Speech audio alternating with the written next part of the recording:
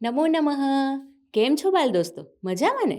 આપણે અગાઉ પોતાનો પરિચય, પોતાના મિત્રનો પરિચય અને આપણે શાળાનો પરિચય આપતા શીખ્યા. તો તમે આ બધાનો પરિચય સંસ્કૃતમાં આપતા હશો, બરાબર ને? સરસ.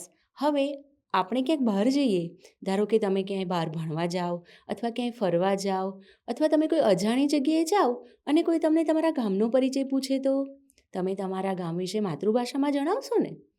પણ આપણે તો અહીંયા સંસ્કૃત ભાષા શીખી રહ્યા છીએ.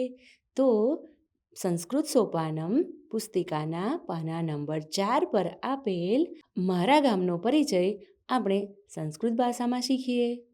મમ ગ્રામસ્ય નામ રામપુરા અસ્તિ.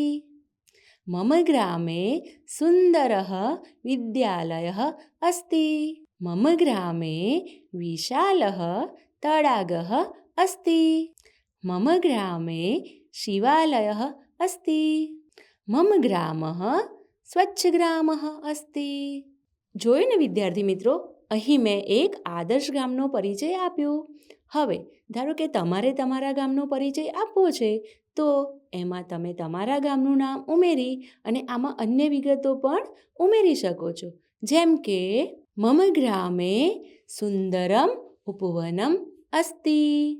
મમ ગ્રામે વિશાલા નદી અસ્તિ. મમ ગ્રામે ક્રીડાંગણ અસ્તિ. મમ ગ્રામે રુગ્ણાલયઃ અસ્તિ. મમ ગ્રામે પત્રાલયઃ અસ્તિ.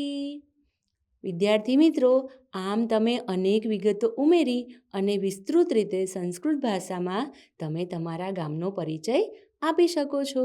નમો નમઃ. પુનઃ મિલામઃ.